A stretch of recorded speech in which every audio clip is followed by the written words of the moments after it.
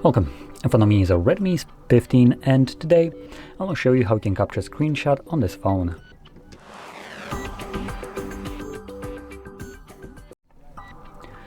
So to get started, you will want to open up content that you wish to capture, which for me I'll be capturing just a home screen, and it's already open and visible on my screen.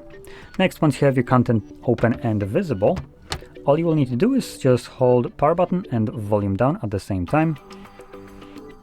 Get this flash along with the pop-up, and after a moment this pop-up will disappear. When it does so, you can find your captured screenshot by going into your gallery application. Let me just back out.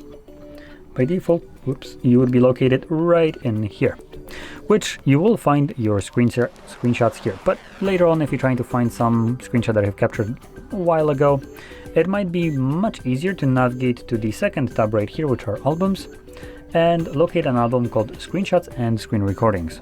Though you can kind of see it's cutting out. Anyway, once you click on it, make sure you're in the Screenshot tab right here, and this will display only screenshots. And here's the one that I've captured. So there we go. Now, if you found this video helpful, don't forget to hit like, subscribe, and thanks for watching.